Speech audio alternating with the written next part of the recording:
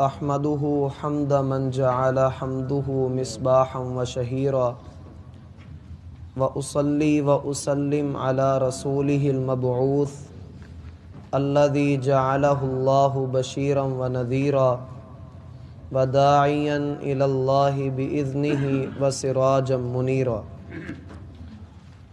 اعوذ باللہ من الشیطان الرجیم، بسم اللہ الرحمن الرحیم۔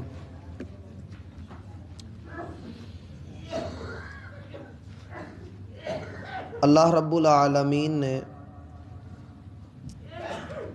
قرآن کریم کے نصیحت ہونے کی طرف اشارہ کر کے اس بات کا اعلان کیا اور ایک حقیقت بتلائی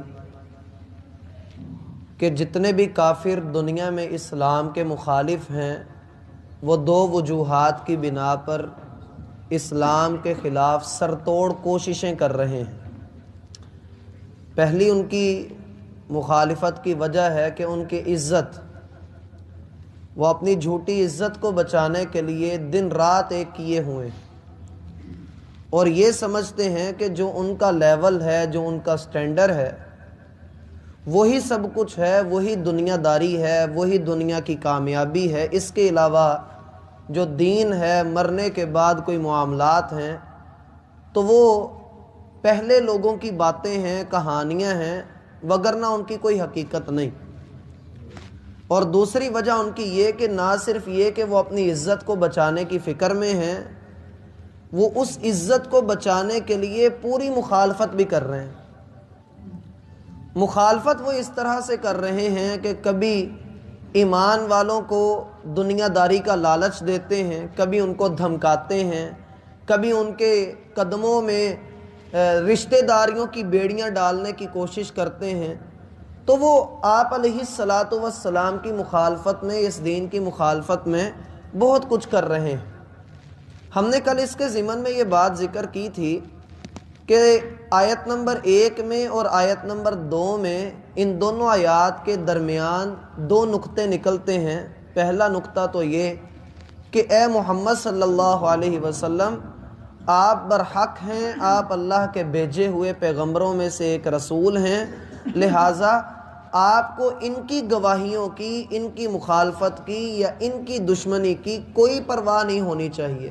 آپ کے حق میں گواہی رب ذوالجلال دے رہا ہے۔ دوسرا جو نقطہ یہاں پر نکلتا ہے وہ یہ ہے کہ والقرآن ذی الذکر، قسم ہے نصیحت والے قرآن کی، بل الذین کفروا فی عزت و شقاق، کافر لوگ اپنی عزت اور مخالفت میں پڑے ہوئے ہیں۔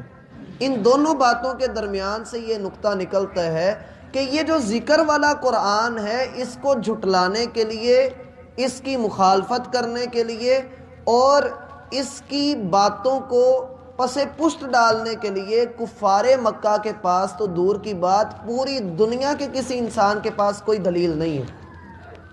یہ ان دو آیات کے اندر سے جو معنی نکل رہا ہے وہ یہ کہ لیس کفرہم برہان، ان کے کفر کے لیے، ان کے انکار کے لیے، ان کی سرکشی کے لیے ان کے پاس کوئی دلیل موجود نہیں۔ وجہ کیا ہے؟ وہ کیوں مخالفت کر رہے ہیں؟ صرف اس بنا پر کہ وہ اپنی عزت کو بچانے کے لیے لگے ہوئے ہیں۔ وہ شدید مخالفت آپ علیہ الصلاۃ والسلام کی کر رہے ہیں۔ اور ہم جب بھی کسی شخص کو گناہ سے منع کرتے ہیں، گناہ سے روکتے ہیں اور وہ باز نہیں آتا، ہم نیکی کا حکم دیتے ہیں، وہ نیکی پر عمل نہیں کرتا، تو اس کی بنیادی وجہ یہاں پر آغاز اس کا ہوتا ہے کہ جی میں یہ کام کروں گا تو لوگ کیا سوچیں گے، لوگ کیا کہیں گے، میں داڑھی رکھ لوں گا تو میں تو اپنی فیلڈ کے اندر چل نہیں سکتا ہوں، اگر میں سود نہیں لوں گا، سود پر کاروبار اپنا نہیں چلاؤں گا تو پھر تو میں ڈوب جاؤں گا، اگر میں مارکیٹ میں بیٹھ کر جھوٹ نہیں بولوں گا تو پھر تو معاملہ خراب ہو جائے گا۔ یہ جو معاملہ ہے یہ انسان کو اللہ سبحانہ و تعالی کی ناراضگی کی طرف لے کر چلا جاتا ہے۔ اور یہاں پر ایک مشہور حدیث ہے، ہمارا مشہور رویہ بھی ہے۔ ہمارا مشہور رویہ یہ ہے کہ جب ہم کسی کو گناہ سے منع کرتے ہیں، کسی کو گناہ سے روکتے ہیں، تو وہ آگے سے کہتا ہے کہ بھائی تو نے اپنی قبر میں جانا ہے، ہم نے اپنی قبر میں جانا ہے، تم اپنی فکر کرو، تم ہماری فکر نہ کرو، ہم خود ہی رب کو حساب دے دیں گے. یہ ہمارے الفاظ ہوتے ہیں، حالانکہ کوئی عقل والا آدمی رب کو حساب دینے کا سوچ بھی نہیں سکتا.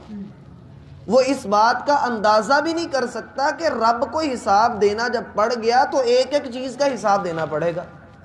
اسی لیے تو رسول اللہ صلی اللہ علیہ وسلم اللہ سے کہا کرتے تھے، اے اللہ حساب لینا تو آسان آسان سیدھا سیدھا موٹا موٹا حساب لے لینا. گہرائیوں میں بات چلی گئی تو پھر اللہ کے رسول کا فرمان ہے کہ جس کا حساب صحیح طرح سے اللہ نے لیا تو سمجھ لو کہ وہ عذاب دیا جائے گا، اس کو عذاب ہوگا. اور ہم بڑی آسانی سے اور دھڑلے سے کہہ دیتے ہیں کہ بھائی جی میں نے اپنا حساب خود دینا، آپ اپنی فکر کریں. اللہ کے رسول صلی اللہ علیہ وسلم فرماتے ہیں اللہ کے ہاں زمین پر سب سے بدترین آدمی وہ ہے. یہ سلسلہ صحیحہ کی صحیح روایت ہے. اللہ کے ہاں سب سے بدترین آدمی وہ ہے جب اسے کہا جاتا ہے اتق اللہ، اللہ سے ڈر، گناہ نہ کر، نیکی کے کام کی طرف آ جا، تو وہ آگے سے لوگوں کو کہتا ہے علیک بنفسک، بھائی اپنی فکر کرو، مجھے کچھ نہ کہو. اور یہ رویہ ہمارے اندر عام ہے. ہم دوسروں کو کہہ دیتے ہیں بھائی آپ اپنا کام کریں، آپ کو ہمارے معاملے سے کیا لینا دینا، آپ کیا کاروبار کو سمجھتے ہیں، آپ کو تجارت کا کیا پتہ ہو.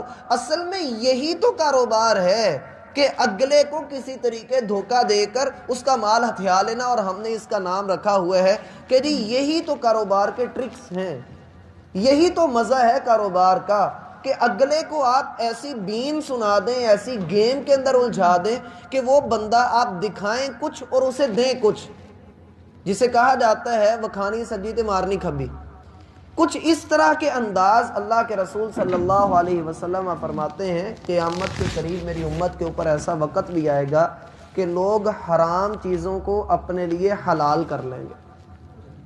کیا کریں گے؟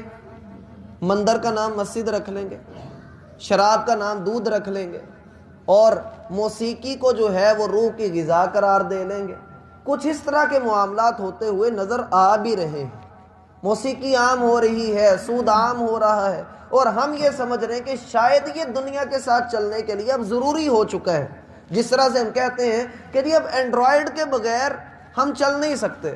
ہر ایک بندے کے پاس اینڈرائیڈ ہے، واٹس ایپ نہیں ہوگا تو کاروباری معاملات نہیں ہوں گے. ماننا کہ ایک یہ ضرورت ہے، لیکن اسی ضرورت کو اگر دیکھیں ہم اس کے بغیر نہیں چل سکتے ہیں. اسی طریقے سے ہم کہتے ہیں ہم سود کے بغیر نہیں چل سکتے. ہم نے اس کا نام انٹرسٹ رکھا ہو، ہم نے اس کا نام تحفہ رکھا ہو، چائے پانی رکھا ہو، کوئی بھی نام رکھا ہو، ہے وہ حرامی. اس لیے اللہ رب العالمین فرماتے ہیں کہ انکار کرنے والے جو لوگ ہیں، جو بل الذین کفروا ہے، اس سے مراد ہم اکثر ترجمہ یہی کرتے ہیں کہ کافر لوگ. کافر لوگ، کافر کا معنی کیا ہوتا ہے؟ انکار کرنے والا. اللہ فرماتے ہیں انکار کرنے والے لوگ کیوں آپ کی مخالفت کر رہے ہیں، کیوں دین کے خلاف چل رہے ہیں، کیوں اللہ سبحانہ و تعالیٰ کے نصیحت والے قرآن کی مخالفت پر تلے ہوئے ہیں؟ صرف اس لیے کہ وہ اپنی عزت کے پرچار کرنے کے لیے، اپنی عزت کو بچانے کے لیے وہ وہاں پر اٹکے ہوئے ہیں. گردن کا جو سریا ہوتا ہے نا، یہ رب توڑ ہی دیتا ہے. رب کے لیے کوئی مشکل نہیں ہے، انسان جتنا مرضی اکڑ فوں بنا پھرے. قرآن کریم کے اندر ایک نقطہ بیان ہوا ہے 7ویں پارے میں. اللہ رب العالمین فرماتے ہیں کہ ہم نے پہلے انبیاء کو جب قوموں کی طرف بھیجا تو انبیاء نے اپنی اقوام کو ڈرایا، اور جب وہ ڈرا رہے تھے تو اس دوران میں قوموں کے اوپر ہم نے 2 طرح کی مصیبتیں بھیجی، جسمانی اور مالی. ہم نے ان کو مالی طور پہ بھی تنگیوں میں مبتلا کر دیا اور جسمانی بیماریوں میں بھی مبتلا کر دیا. اب چاہیے تو یہ تھا کہ وہ ادھر سے رسول ڈرا رہے ہیں، ادھر سے مالی اور جسمانی پریشانیاں ان کے اوپر آ گئی. ان کو چاہیے تھا کہ وہ اللہ کے حضور گڑ گڑاتے، توبہ کر لیتے، اللہ ان کو معاف کر دیتا.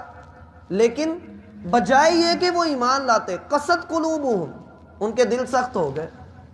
انہوں نے اس بات کو سمجھا نہیں، قدرت کے اشاروں کو سمجھا نہیں.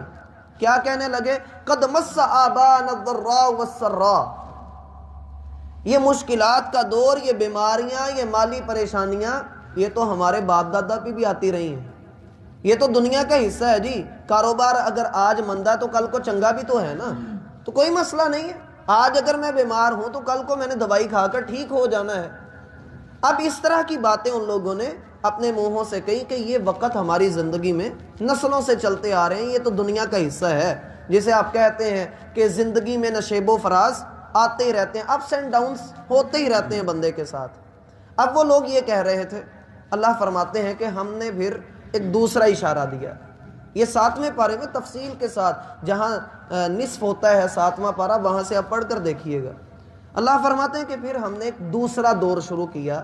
وہ دوسرا دور کیا تھا کہ ہم نے ان کو دنیا کی ہر آسائش دے دی، شفا بھی مل گئی، مالی پریشانیاں بھی دور ہو گئی، اور ان کے اوپر بہت سارے رزق کے دروازے کھول دیے گئے۔ اب انہوں نے نبیوں سے کہا کہ دیکھو ہم تمہیں کہتے تو تھے کہ یہ مصیبتوں کا دور گزر جائے گا، دیکھو اب ہم بالکل ٹھیک ہیں، چنگے بھلے ہیں، ہمارے اوپر کوئی پریشانی نہیں۔ اللہ رب العالمین فرماتے ہیں پھر جب وہ اپنی خوشیوں کے اندر پوری طرح سے مشغول ہو چکے تھے، ہم نے کچھ قوموں کو رات کو سلایا تو پکا پکا ہی سلا دیا، اور کچھ قوموں کو ہم نے دن کے وقت جب کاروبار کے اندر مشغول کیا، جب وہ مصروف ہو گئے تو صبح کے وقت ان کے اوپر ایسی چنگھاڑ اور تیز عذاب بھیجا کہ وہ ادھر کے ادھر ہی مر گئے۔ پھر اللہ پوچھتے ہیں 9ویں پارے کے اندر، افا امین اہل القریٰ، اب جو دنیا کے اندر انسان موجود ہیں، کیا وہ اللہ سے نہ ڈر ہو گئے ہیں؟ کیا وہ اللہ کے خلاف کوئی چال چلنے کی کوشش کر رہے ہیں؟ کیا ان کو ڈر نہیں لگتا کہ اللہ ان کو راتوں رات ہی سلا دے؟ کیا ان کو ڈر نہیں لگتا کہ اللہ دن کے وقت ان کے اوپر عذاب بھیج دے؟ کیا ان کو ڈر نہیں لگتا کہ زمین ان کو اپنے اندر دھنسا لے؟ ان کو ڈر نہیں لگتا کہ آسمان پر اڑنے والے پرندے ان کو اچک کر لے جائیں؟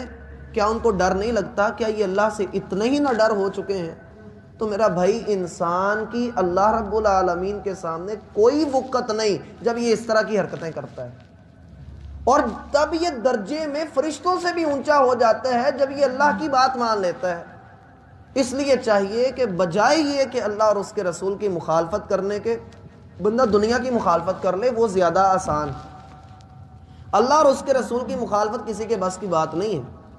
اور اسی طریقے سے 5ویں پارے کے اندر اللہ رب العالمین کا فرمان ہے، وَمَن يُشَاقِقِ الرَّسُولَ مِن بَعْدِ مَا تَبَيَّنَ لَهُ الْهُدَىٰ وَيَتَّبِعْ غَيْرَ سَبِيلِ الْمُؤْمِنِينَ نُوَلِّهِ مَا تَوَلَّىٰ وَنُصْلِهِ جَهَنَّمَ۔ جو بندہ رسول کی مخالفت کرے گا اس بات کے واضح ہونے کے بعد کہ اس کے سامنے ہدایت رکھ دی گئی، ہدایت واضح ہوگی، اسے پتہ لگ گیا کہ یہ حلال ہے اور یہ حرام ہے، اسے ساری خبر ہو گئی، لیکن پھر بھی وہ رسول کی، ایمان والوں کے رستے کی مخالفت کرتا رہا۔